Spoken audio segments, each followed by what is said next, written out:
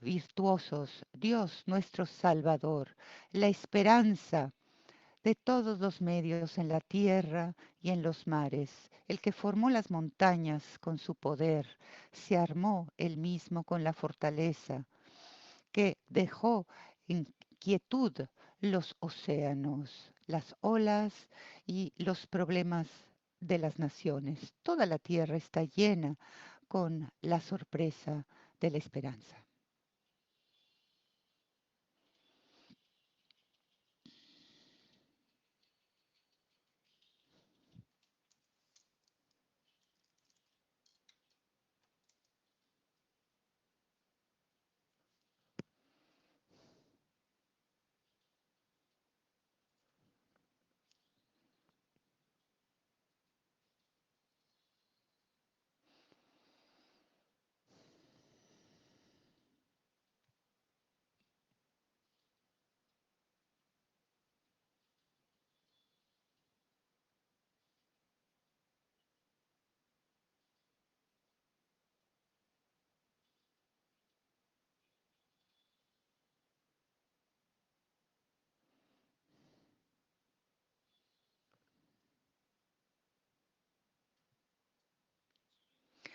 Deseo comenzar el día de hoy siendo honesto con ustedes. Hay un par de cosas que voy a compartir con ustedes. Lo que deseo decirles es que anoche mi familia fue Liberty Watch, fue estupendo. Y después, cuando manejábamos de regreso, me di cuenta que tenía que pasar a través de mi mensaje, tenía que pensar una y otra vez en mi mente. Entonces entramos en el auto, es tarde, mis hijos estaban ahí, les dije, niños, por favor, en silencio. Mi mujer manejaba y yo iba a predicar el mensaje en el auto. Muy extraño, ¿no creen? Estoy sentado y los niños tienen que estar en silencio y mi niño de 8 y de 6 años se durmieron completamente, sí, estaban roncando. Entonces espero que esto no suceda aquí el día de hoy, en este momento. Pero averigüé lo que necesitaba hacer. Tenía yo que hablarles para que se durmieran. Se durmieron completamente. El día de hoy deseo explorar esta idea que todos nosotros tenemos un secreto. ¿Y qué significa? Todos nosotros tenemos esa cosa de nosotros que pocas personas saben, pero es decir, si averiguasen, si tu grupo de amigos en general averiguase, obviamente iba a cambiar cómo te ven. ¿Entienden lo que digo? Algunos de ustedes dicen, no necesitamos hablar de esto. Es decir, es algo que tus amados lo saben, pero fuera de eso las personas dicen que extraño es. Y entonces obviamente las que son personas recopilan ciertas cosas extrañas. Y si todos supieran sus secretos, obviamente todo sería revelado, sabrían muchísimo más de ti y cambiaría cómo te ven. Entonces yo compito en lo que llamamos strongman, forzudo, me encanta jalar los autos, los aviones y en septiembre fui a este show y mis estudiantes están aquí aplaudiéndome, aquí en la parte frontal. Me encanta hacerlo, es algo divertido, es la oportunidad que llevo a cabo. Yo sigo todos los hombres forzudos, las cuentas de Instagram, lo que hacen. Y una noche, mientras estaba revisando, vi este profesional, este forzudo que se llama Eddie Williams. Así se ve, tenemos una fotografía, un hombre muy feliz. Y él es un creyente, es una persona muy buena y siempre se ve así, siempre está contento y se divierte. Pero yo vi aquí en Australia tiene talento. Y él estaba en Australia tiene talento, estaba ahí poniéndose todo lo que tiene que ver con el forzudo, recoge estas cosas que se llaman estas piedrotas redondas. ¿Saben ustedes? Por ejemplo, esas pelotas enfrente de Target son versiones un poco más pequeñas. Entonces las recoge de 360 estas piedras y todos dicen, caray, eso es tan interesante. Entonces los coloca por acá y luego recoge otra y también la suelta. Y todos están sorprendidos con su fortaleza, pero el acto no ha comenzado, ni siquiera saben que él está listo para llevar a cabo el acto. Entonces coge esta caja y se sienta y empieza a cantar. Y él canta, tiene voz de tenor bellísima, es este hombre muy forzudo con el equipo, cantando encima de estas piedras de Atlas y sigue a la siguiente ronda, no la ganó, pero verdaderamente le fue muy bien y cambió como todos los veían. Lo veían así como el forzudo de Australia y ahora está cantando canciones. Fue muy cool. Y todos nosotros tenemos cosas así de todos nosotros. A lo mejor no todos lo sabemos. Y voy a compartir algo con ustedes mío y he batallado con esto. ¿Lo comparto o no lo comparto? Porque no deseo que cambie como ustedes me ven o piensen de mí. Saben ustedes, yo vengo aquí, comparto la palabra de Dios. Obvio, no quiero que esto ponga en otra luz. No es que yo estoy diciendo, porque todos ustedes me han visto cantar y ojalá también estoy alabando, pero no es eso. Y ni siquiera que yo fui un capitán de danza en la preparatoria. A lo mejor no lo saben, ¿eh? Algunos de los estudiantes sí lo saben. Pero hice tap, hip hop, swing, salsa, a las mujeres las ponía encima de mi cabeza y lo hice todo. Y no solamente estaba ahí, yo era el capitán de todo esto, entonces yo lo hice todo. Ni siquiera es esto. Estaba yo dudoso de compartir con ustedes porque no sé si esto va a cambiar cómo me ven las personas.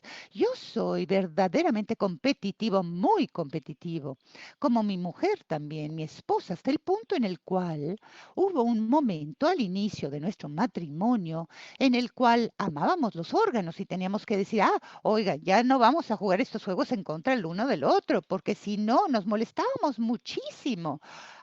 No, tú no seguiste las reglas y entonces estábamos molestos, éramos tan competitivos y nadie deseaba perder. Entonces decidimos, oye, dejemos de hacerlo por el momento. Pero conforme yo compito, verdaderamente soy muy competitivo. Y cuando yo compito en los deportes, estuve hablando como practicar lo que predicamos. Yo hablaba con insultos, es decir, yo me sorprendo que hablo muchísimo. Esto sucede. Cada calificación me decía, habla demasiado en el aula y mis padres decían, basta. Pero hablo con insultos porque los deportes son físicos y mental. Uno tiene que entrar en la cabeza del otro, deseas hacerles pensar que no pueden. Entonces yo deseaba asegurarme que físicamente y mentalmente los dominase. ¿De acuerdo? Mi meta como fútbol es un deporte violento, yo voy a ser violento y que el número 66 era el único 66 que iba a estar en ese campo. Esa era mi manera de pensar. Entonces yo llegaba y entonces molestaba a los demás, inclusive a hombres más grandes que yo. Había uno enorme y empecé a decirles cosas y me decía, ¿qué estás haciendo? Obviamente estás ahí molestando al oso. Yo decía estas cosas, trataba de entrar en su mente y podía decir honestamente que si hubiesen grabaciones de esto, podría mostrárselos a mis padres y no tendría que lavar mi boca con jabón. Pero yo decía muchas cosas. Y hablaba muchísimos insultos. ¿Saben ustedes lo que es hablar con insultos? Uno puede hablar con insultos si verdaderamente lo puedes apoyar después. Porque todos sabemos que el chico en el gym habla insultos. Mi hijo es así, me decía, yo puedo luchar contra ella. Y su coach, y él tiene 8 y su coach era de 13 porque obviamente el coach le dio la oportunidad. No lo voy a hacer. Todos conocemos a estas personas, ¿verdad? Sí, y hablan y tienen la oportunidad, pero obviamente no pueden apoyar lo que dicen. Entonces, cuando yo pienso en hablar con insultos, en aquellas personas, pienso en estas tres personas, NJ, Larry y Kobe. Estos hombres son épicos en hablar con insultos. Estas personas, las cosas que dicen, no podríamos escucharlas el domingo en la mañana. No pasaría bien todo esto. Pero estas personas podían apoyar lo que decían. Todos ellos son los jugadores más estupendos de todos los tiempos. Y tengo una historia que escuché sobre Kobe Bryant. Era un buen jugador de básquetbol en su propio derecho y cuando él empezó, es decir, era jovencitos, primer y segundo año, él jugaba como Kobe. Su madre cuenta esta historia, decía, Él decía, yo dominaba el juego, hacía todo, estaba teniendo el mejor juego de su vida. Y al final del tercer cuarto, él llega con su mamá y le dice, y la madre le dice, buen juego, jovencito. Y él está ahí sentado, falta mucho. Y Kobe estaba jugando los juegos de la mente. Su mamá se mete en su mente. Todavía falta mucho. ¿Qué significa? Y él entonces obviamente desea avasallar. Y dice, él está ahí jugando, corriendo y los Lakers gana. ¿Por qué? Porque Kobe entró en las cabezas de ellos y fue un gran juego. No era malo, sencillamente lo hizo pensar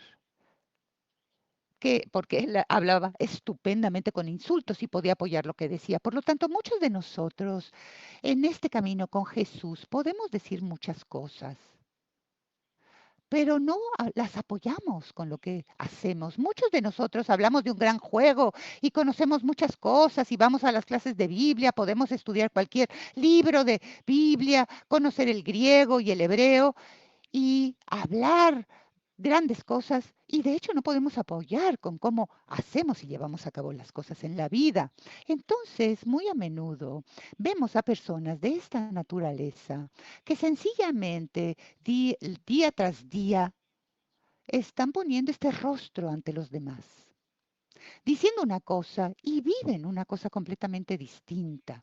Entonces, algo que deseo decirles ahora en esta charla el día de hoy, si vamos a hablar, hay que hablarlo y debemos definitivamente practicar lo predicado. Si vas a hablar de Jesús, tienes que predicar como Jesús, tenemos que pasar nuestra vida y apoyar lo que decimos, practicar lo que predicamos. Y muy a menudo los cristianos dicen algo y no lo apoyan con los hechos. La semana pasada dije, es una cosa practicar que predicamos y otra cosa es una cosa completamente distinta hacerlo. Y hay una diferencia en saber de Jesús y caminar y predicar con Jesús. Por lo tanto, el día de hoy, en el primer de Juan, en Juan primero, entramos en Juan primero y Juan está tratando de hacerles entender a estas personas que no solamente pueden vivir sus vidas como si nada sucediese, tienen que practicar lo que predican, tienen que poder hacer ambas cosas y apoyar lo que dicen en lo que creen.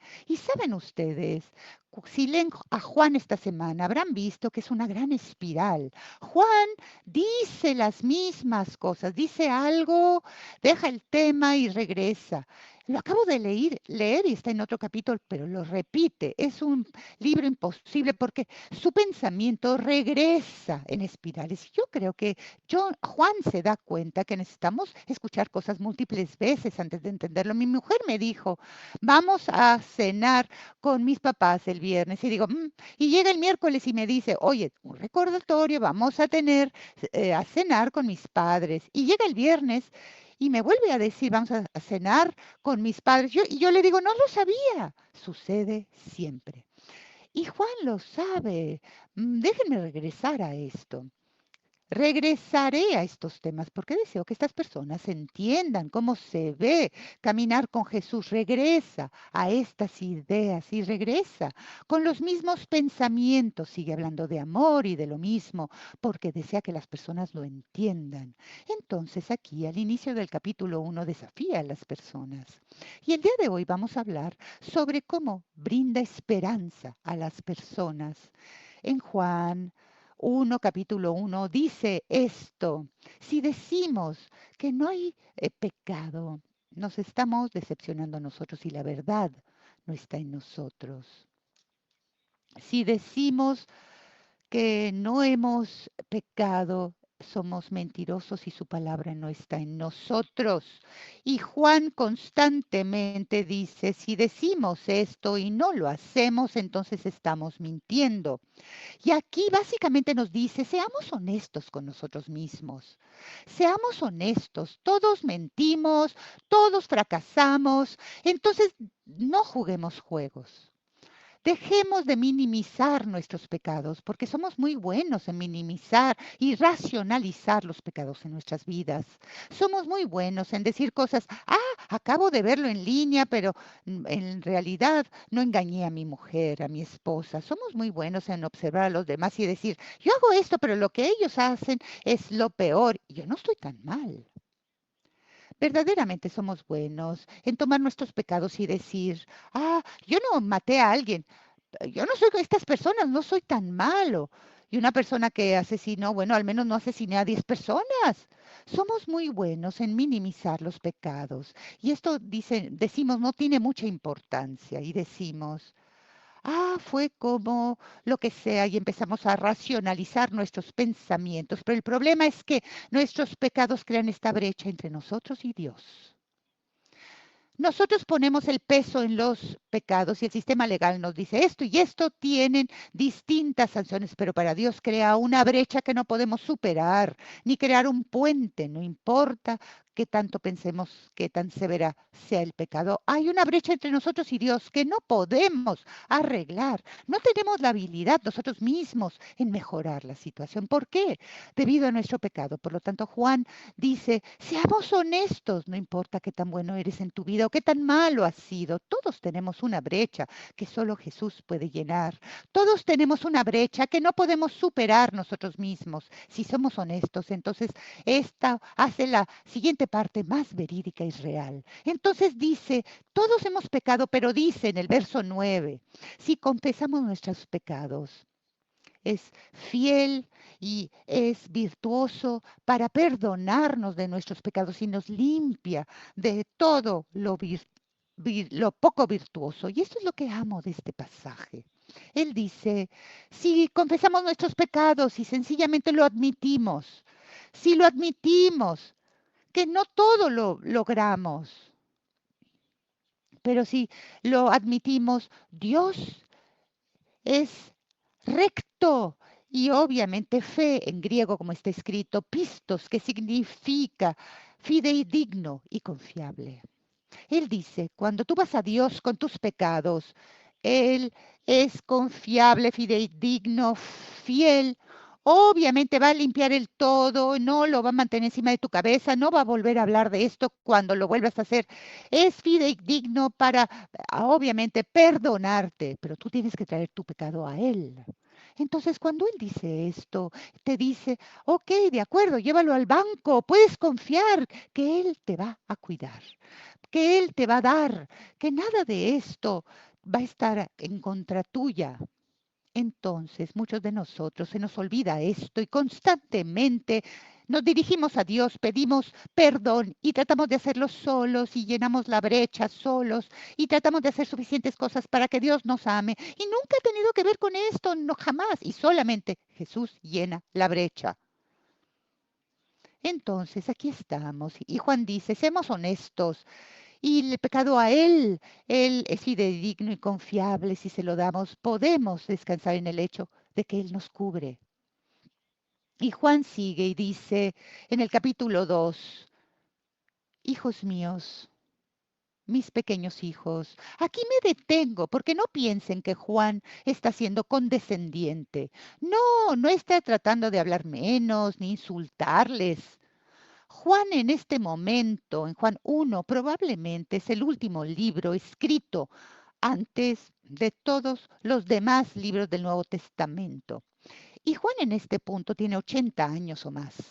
Y Juan en este momento literalmente lo traen, lo cargan por otros seguidores de Jesús en una sala, le ayudan a sentarse delante del grupo y les habla a estas personas. Y Juan está ahí, está listo para morir, está sentado observando a la gente. Tú no le hablas a los que no te preocupas, como si fuese un abuelo hablándoles a sus nietos y nietas. Este hombre de 80 años está tratando de dar asesoría a estas personas que son jóvenes y muchos de ellos a lo mejor se están alejando. Y él dice, hijitos míos, escribo estas cosas para que ustedes no pequen. Y aquí es la parte confusa. Yo leí de esto y yo decía, parece ser que Juan habla de ambos lados de su mente. Por un lado dice, sencillamente tenemos que admitirlos, todos pecamos. Y aquí él dice, estoy escribiendo esto para que no pequen. Parece ser que está diciendo dos cosas opuestas. Pero deseo que entiendan lo que Juan verdaderamente está tratando de decir. Él dice, el pecado es una parte de nuestras vidas. Nuestro deseo de ser, obviamente, virtuosos, nuestros pecados tienen que preocuparnos a nosotros. Nuestro pecado tiene que ser algo con lo cual nos sintamos cómodos, porque esos no somos nosotros ya en este momento. Y cuando te diriges a Jesús, Jesús, es decir, te pones ropa nueva. El pecado no es parte de quienes somos y estamos trabajando en nuestro pecado fuera de nuestras vidas, pero muchas personas dicen, todos nosotros pecamos, este es mi pecado, voy a vivir con esto. No, esto no es lo que dice la palabra de Dios. Dios no te dice, bueno, siéntete cómodo con tu pecado, es solamente uno, no importa. No, tenemos que vivir en la rectitud y caminar con Jesús y ser más como Él todos los días. No podemos sentarnos en nuestro pecado y actuar como aquí no sucede nada. No funciona así. Y en los Filipinos, Pablo dice lo siguiente, hay que arreglar tu salvación con temor y Dios está dentro de ti trabajando contigo con su deseo de acuerdo con su buen propósito. Su deseo cuando seguimos a Jesús, que se aleja del pecado que nos detuvo anteriormente, alejado del pecado que puso a Dios en la cruz y desear, obviamente, el virtuosismo de Dios. Ese es caminar de manera congruente como con Jesús. No podemos vivir en el pecado y estar bien, no podemos, no es así. Entonces Juan sigue y dice lo siguiente, pero si alguien sí peca, tenemos aún apoyo con el Señor. Jesucristo, obviamente el recto, Él es el sacrificio para nosotros mismos, expiatorio, no solamente para nosotros, para todos en el mundo. Jesús es nuestro defensor y obviamente también nuestro expiador. Es el que pagó el precio para nosotros. Y yo no sé si ustedes van a los tribunales, los shows en televisión, este tipo de shows de los abogados. Cuando yo leía esto, pensaba en un tribunal.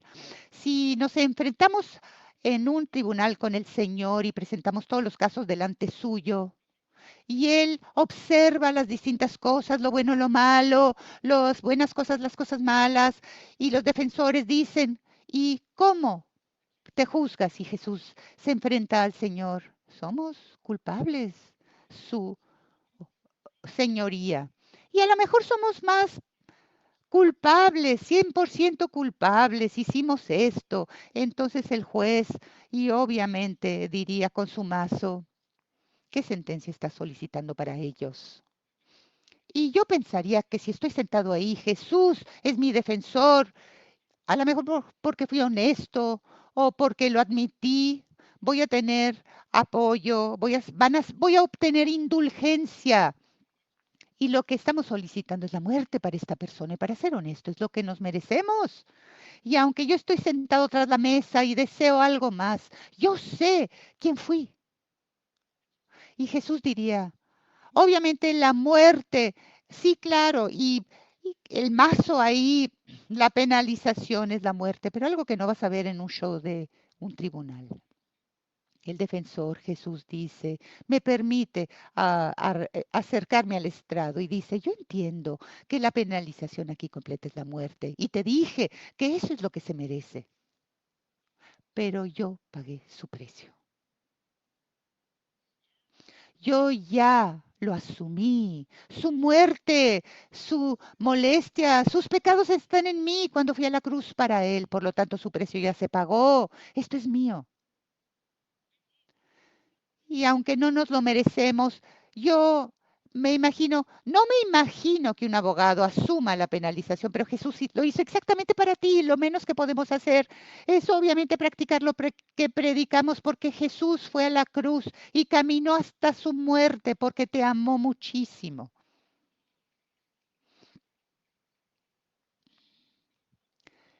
Y me imagino a los jueces con el mazo diciendo, sí, culpable, la penalización es la muerte, pero ya fue pagada en su totalidad. Jesús hizo esto para todos nosotros. Lo hizo para mí, lo hizo por mis hijos, por la persona en el trabajo que no aguantas, lo hizo para cualquier persona que puedas pensar, con la que interactúas, con cualquier persona que parece ser que llora y oró por este y por este otro. Él murió por todas las personas aquí, no solamente para nosotros. Y aunque pensemos que somos buenos, la brecha es demasiado amplia y Jesús dijo, yo voy a pagar el precio también por esa persona. Entonces Juan sigue adelante y dice, el amor de Dios fue revelado entre nosotros de esta manera. Dios envió su único Hijo en el mundo para que nosotros podamos vivir a través de Él. Y el amor consiste en esto, no que nosotros amemos a Dios, pero que Él nos amó, envió a su Hijo para hacer el sacrificio expiatorio por nuestros pecados. Y lo amo, no tiene que ver de mí, es ser. No tiene que ver conmigo y mi vida, ni memorizar las escrituras o ir a la iglesia o a eventos de caridad. Tiene que ver con Jesús y nada conmigo. No es porque yo lo amé primero, Él murió antes de tener el deseo de seguirlo, ni también antes de que tú supieses quién era. Dios fue a la cruz para ti. No porque me lo merezco, pero porque nos ama mucho.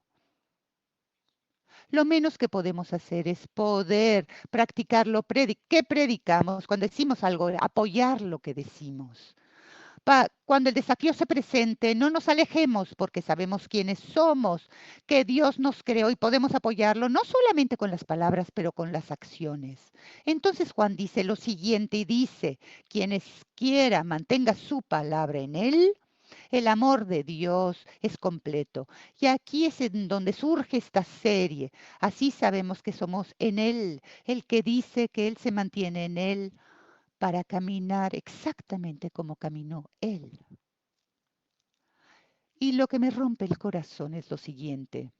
Juan dice, sabemos que estamos en Él si mantenemos su palabra, pero muchas de las iglesias americanas deja la iglesia y no abre la Biblia fuera de aquí. ¿Cómo podemos conocer su palabra si jamás abrimos la Biblia? ¿Qué nos hace distintos? Mi padre me dijo como niño, ¿qué te hace distinto a cualquier otra persona buena aparte de Jesús y su palabra? Si no la conoces, no puedes vivirla. Y él dice aquí, seguimos su palabra, necesitamos saber quién es verdaderamente, es Jesús lo que ha hecho, el precio que pagó en la cruz para nosotros. Y eso cambia las cosas. Necesitamos saber su palabra y así vivimos en el camino de Dios y lo conocemos, nos mantenemos con Él, tenemos que caminar como Él.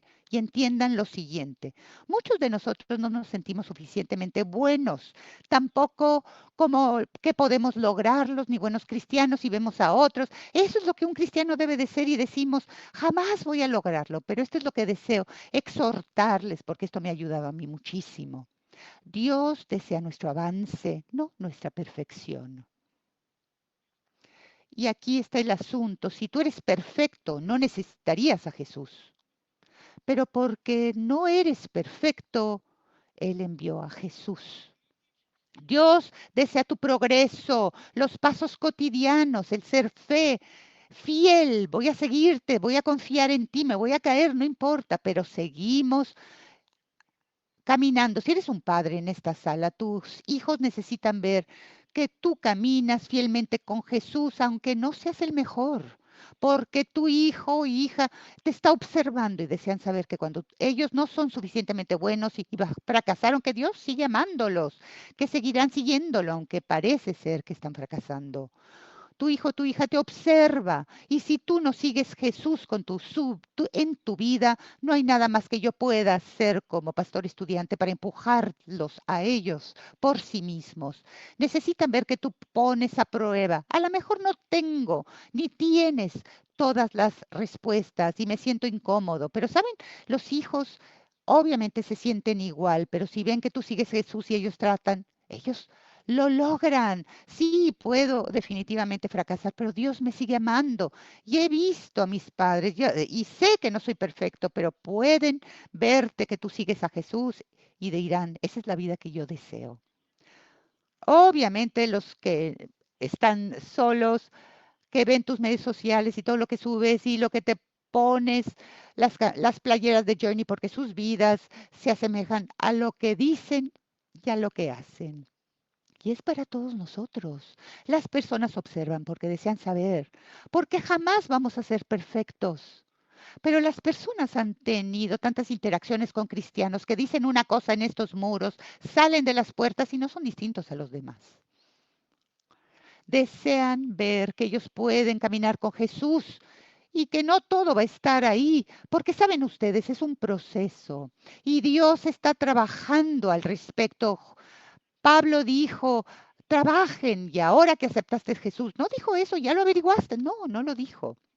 Tenemos que caminar con Jesús, necesitamos dirigir nuestras vidas hacia los deseos de Dios para nosotros. Porque muy a menudo ponemos nuestros deseos antes de los deseos de Dios y ese camino no te lleva a ningún lado, de ninguna manera. Entonces el día de hoy, la semana pasada, les dimos un desafío. Lean Juan primero todos los días. Alcen la mano si lo lograron. Ese fue el desafío. Ahora les voy a dar 4 cosas esta semana. Si van a empezar a ponerlas en práctica, van a ver una gran diferencia. Lo primero es lo siguiente. La primera acción es necesitamos demostrar amor. Hemos hablado de esto la semana pasada. Deseo que entiendan que Jesús no demostró amor para aquellos que son sencillos de amar. Honestamente, cuando Jesús obviamente cura a los leprosos, eran fuera de la sociedad, no eran bienvenidos en la ciudad, los alejaron de las ciudades, nadie ni siquiera los tocaba porque obviamente temían que iban a ser leprosos y se curaron con la mano de Dios y se fueron curados. Y cuando Jesús se sienta con la mujer en el pozo, estaba ahí porque había dormido con muchísimas personas, esta mujer estaba avergonzada y las personas les dieron tanto dolor que obviamente ella se alejó para estar sola porque no deseaba el juicio de los demás. Y Jesús se sentó con ella, habló con ella y dijo, ¿por qué me hablas a mí? Y le dice, ¿quién es él? Y entonces, obviamente, ven aquí, él cambió mi vida, me dijo muchas cosas, Jesús. Jesús no solamente ama a los sencillos de amar, sería más sencillo entrar en la sinagoga y decir a los fariseos lo que deseaban escuchar y todo hubiera estado bien, pero no, no fue lo que hizo Jesús. Amar a las personas como Jesús arduamente. Tenemos que amar y lo segundo, tenemos que vivir en obediencia. Jesús vive en obediencia. Y antes de ir a la cruz, él rezaba y decía, Padre, si hay otra manera para que nosotros salvamos el mundo, prefiero que así sea porque Jesús ve la cruz. La cruz, si hablamos de esto sencillamente, es horroroso. Pero después dice, pero no es tu deseo el que se llevará a cabo. Deseo decirles lo siguiente, necesitamos priorizar la obediencia por encima de la conveniencia, porque no siempre es conveniente llegar el domingo en la mañana temprano para trabajar con estudiantes que obviamente ya han tomado demasiado azúcar. No es siempre conveniente en un día de semana con mucho trabajo en un grupo pequeño, estar abiertos y vulnerables ante las personas. Honestamente, en mi vida, no siempre ha sido conveniente porque muy a menudo seguir a Jesús son horas alejados de la familia, llevando a cabo un ministerio en situaciones arduas y confiar que nos dirigimos hacia Dios, pero la obediencia te lleva a la dirección correcta en siempre momento. Conveniencia y obediencia no se asemejan, no se alinean. Muchos de nosotros dicen, lo voy a hacer si funciona en mi agenda o si tengo tiempo, lo haré, si no me hace cambiar nada en mi vida. No, esa no es la vida del llamado de Dios.